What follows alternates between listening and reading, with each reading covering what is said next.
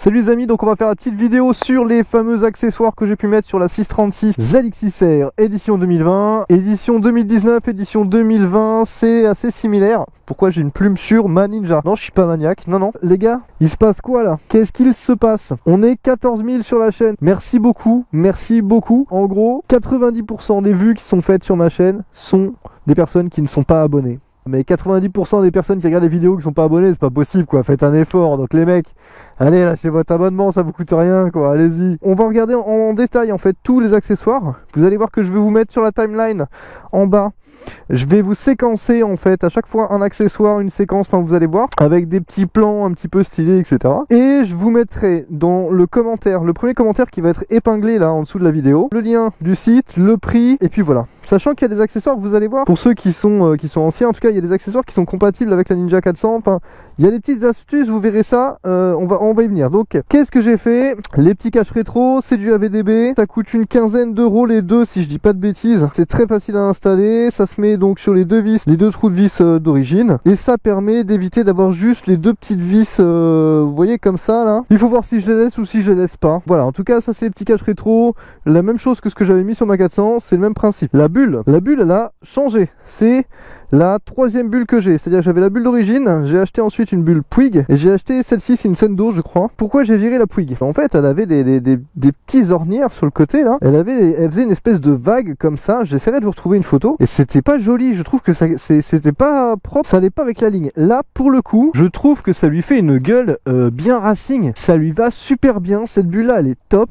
elle est noire, contrairement à la Puig qui a un reflet un peu violet, c'est un peu bizarre. Celle-ci elle est plus noire, elle est assez sombre, mais elle est pas opaque. On verra après, on voit à travers, je vous mets les petites séquences, vous allez voir, c'est assez propre. On a donc les fameux clignotants à LED, c'est les clignotants fumés à LED. Donc comme vous le voyez, on ne voit plus cette ampoule horrible orange qui ressortait et qui était pas belle en fait. Donc moi je pensais quand je les ai commandés qu'ils allaient être plus opaques que ça. Bon, c'est un peu plus sombre, hein, on est d'accord. C'est surtout l'ampoule orange que je voulais dégager, donc là c'est parfait. Initialement, ils ont été faits pour la Ninja 400 et pour la 636, mais ils sont pas compatibles au niveau de la connectique. Vous allez voir que vous avez deux petites encoches en fait au niveau de l'ampoule. C'est pas tout à fait la bonne version qu'ils ont soudée en gros. Donc il faut limer une encoche pour pouvoir l'adapter. Pour pouvoir mettre ça, pour info, hein, sur la 636, il faut démonter tous les carénages. C'est un bordel sans nom. Sur la Ninja 400, vous aviez juste à accéder par derrière. Là c'est impossible, vous êtes obligé de tout démonter. Donc ça c'est un peu le bazar. Ça c'est à peu près une trentaine d'euros, oui je l'avais pas dit. La grille de radiateur, donc ça c'est assez indispensable, hein. Là je sais pas si vous allez la voir ici. Ouais, en tout cas, bon bref, la grille de radiateur, je vous mets des petites séquences. Je sais plus exactement le prix, je crois que c'est pareil, une vingtaine ou une trentaine d'euros. Ça c'est du AliExpress, basique, il n'y a pas besoin d'une technologie de malade, faut juste protéger le radiateur, donc adaptable, plug and play, nickel. Pour monter la grille de radiateur, ça a été fait moi en même temps que les clignotants, parce qu'en fait c'est pareil, vous pouvez pas l'insérer comme ça, il faut tout démonter. Pour ceux qui se souviennent et qui me suivent sur Insta, sur la Ninja 400 j'avais teinté mes feux, ils sont passés du vert au caméléon au noir, et j'avais fait ça tout seul. Il y avait des petites imperfections au niveau de la découpe. Bref, ici, la 636, j'ai fait appel à un pro. Alors, qui fait du covering sur les motos, sur les voitures, enfin sur les camions, tout ce que vous voulez. Et donc, moi j'ai été le voir, je lui ai demandé de me faire un covering sur les feux en noir avec du film adapté. Donc, c'est ce qu'il a fait. C'est ce qu'il a fait, hein. C'était pas trop mal réalisé, franchement. Et je devais retourner le voir après, enfin bref. Et qu'est-ce qui s'est passé? En fait, en France, vous n'avez pas le droit, quoi qu'il arrive, hein, vous n'avez pas le droit de mettre du covering, du film ou tout ce que vous voulez sur les feux avant. Vous ne pouvez pas y toucher. Sur les feux arrière, c'est toléré, on va dire. Sur les feux avant, vous n'avez pas le droit d'y toucher, donc ne le faites pas.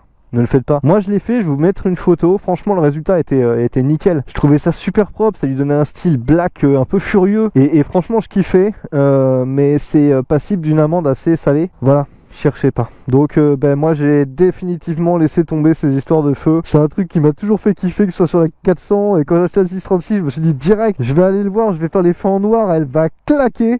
Elle claque hein, mais tu te fais gauler, t'es mort quoi. Donc non, on va arrêter. Alors voilà, la petite chose c'est qu'effectivement ça baisse un peu la luminosité déjà en plus, donc si vous roulez de nuit, ce qui n'est pas mon cas, vous risquez d'avoir des petits soucis. N'hésitez pas à aller le voir, Covrim Protect, voilà. Il fait des coverings moto, enfin voilà, tout ce que vous voulez.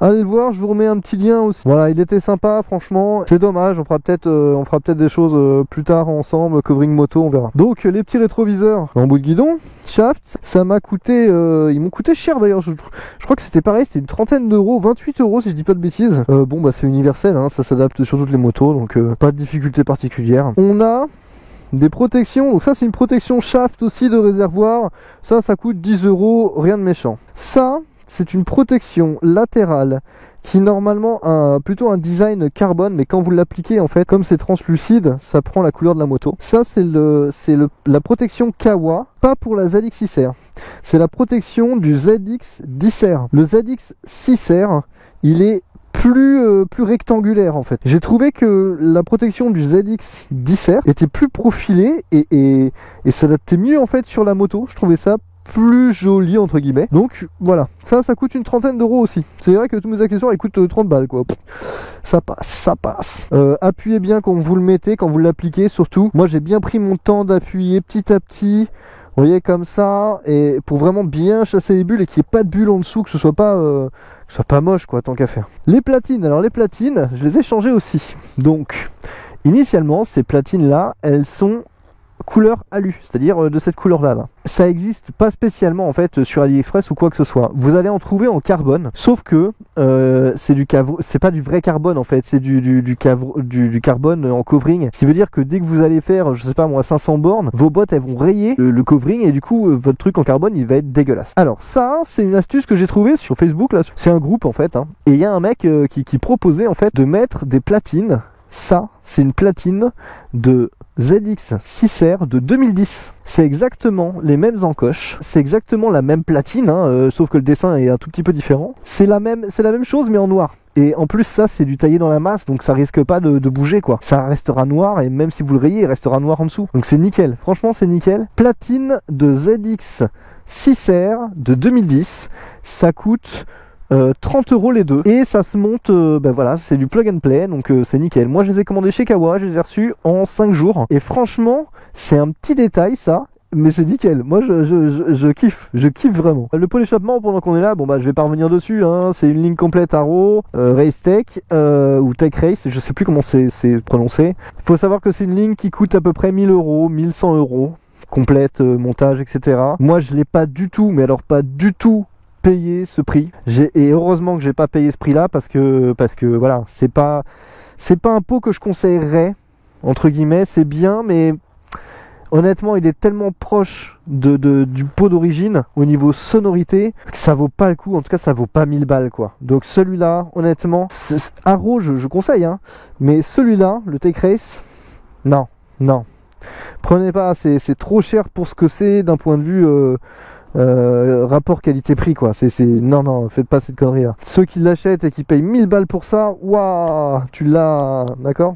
Plus ça va, moins j'arrive à le piffrer cet échappement. C'est con hein, parce que la moto je l'ai depuis début juillet, donc en 2 mois t'as un pot à 1000 balles, t'en as marre, enfin bref, c'est pas grave, on verra ça plus tard. Mais c'est vrai que plus le temps avance et plus je me dis Pogo, si tu arrives à mettre un pot qui arrive à sortir à peu près à ce niveau là, comme ça tu le fixes là sur le levier ici, ça veut dire que t'as pas tout ça, t'as pas toute cette partie arrière, ça veut dire que tu peux virer toute cette partie là de bloc et franchement ça libérerait la moto au niveau de l'arrière et d'un point de vue design ça ferait beaucoup plus beau. Donc peut-être qu'en fait une ligne courte qui s'arrêterait à peu près là, ça pourrait être propre hein. Donc on a le support de plaque, ça c'est un support de plaque RG, les petits clignotants qui m'ont été fournis avec par le concessionnaire, bien sympa. Ça coûte une centaine d'euros à peu près. Moi je les ai commandés en concession, ça se monte très facilement. Attention, si vous mettez des clignotants à LED, il vous faut une centrale LED. La centrale LED ça coûte à peu près 15-20 euros. Personnellement je me suis pas lancé là-dedans, j'ai demandé à mon concessionnaire de monter la centrale, mais le support de plaque, les clignotants etc, c'est moi qui l'ai monté, c'est facile quoi. C'est simple, c'est efficace. Il est petit, il ressort pas trop, il va bien avec la moto. Non, c'est bien. Moi, ça me va très très bien. Ensuite, on a donc le capot de selle. J'ai été incapable d'en trouver un chez AliExpress. Il faut savoir que chez Kawa, vous allez le trouver pour 228 €. Morceau de plastique là, 228 € chez Kawa. Qu'est-ce que j'ai fait? Moi, je l'ai pas payé ce prix-là non plus. Je vais vous montrer, c'est du bricolage, d'accord, que j'ai fait.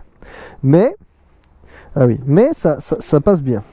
Tiens, d'ailleurs, pour ceux qui veulent voir, hein, sur la ZX6R, quand vous voulez enlever le capot de selle, vous êtes obligé d'abord d'enlever votre selle à vous. Hop, et après vous tirez là-dessus. Hop, et après, tac, voilà. Donc ça, moi je l'ai commandé chez AliExpress. C'est pas un capot de selle pour la ZX6R. C'est un capot de selle à la base qui est fait pour la ZX10R. Le seul problème, c'est que la fixation du ZX10R, c'est 2 crochets en fait, et c'est pas du tout un petit crochet simple en plein milieu. Et donc qu'est-ce que j'ai fait moi? En fait moi j'ai viré toute cette installation en métal, j'ai bricolé 2 choses, un petit truc là devant, un petit truc derrière. Alors c'est fait un peu à l'arrache, hein, mais c'est costaud, je veux dire, ça bougera pas. Je l'ai adapté en fait, j'ai adapté le support, tac tac, ça bouge plus, donc c'est nickel. Ça m'a coûté, le capot de selle du ZX10R, et que j'ai réadapté pour rien, hein, pour rien du tout, ça m'a coûté 17 €. Hop, voilà, et ça bouge pas, et ça s'adapte nickel. Il est vraiment adapté pour la ZX6R, franchement, je m'en sors plutôt bien. Donc ça, voilà, ça m'a coûté 17 € contre celui de chez Kawa qui coûte 228 €. C'était pas possible quoi. C'était pas possible. C'est pas un élément de sécurité, ça me dérange pas. Honnêtement, ça me dérange pas. Petite trappe à essence que j'ai refait là avec mon petit sticker Yoshimura dessus. Si ça, ouais, bon bah ça coûte 1,50 € sur AliExpress. C'est juste que voilà, je trouve ça un peu moche en fait. Ce petit réservoir de liquide de frein, je le trouve moche. Voilà, une petite chaussette ninja. Hop, par-dessus. Tac, ni vu ni connu. On va le baisser un petit peu plus. Voilà, ça coûte 1,50 €, c'est pas plus mal. Qu'est-ce que c'est que ce truc Pogo? Qu'est-ce que c'est que ce petit crochet là d'attelage que tu nous as mis à l'avant? Je vous explique une chose. Le quad lock que vous mettez dans la colonne de direction n'est pas compatible avec la 636. Pourquoi? Parce qu'en fait, vous avez cette petite vis là en alu là, enfin ce petit cerclage, il est pas plein. C'est-à-dire qu'il commence comme ça avec une bordure et après il est creux. Donc le quad lock en fait il est pas stable dedans.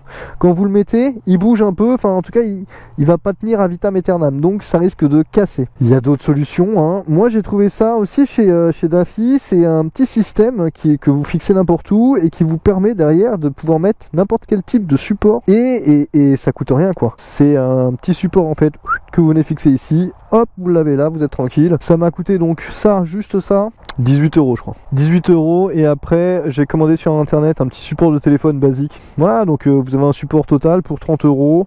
C'est stable, ça bouge pas. Si vous avez d'autres questions, n'hésitez pas. À la prochaine, prenez soin de vous, faites gaffe sur la route, il y a énormément d'accidents de moto en ce moment.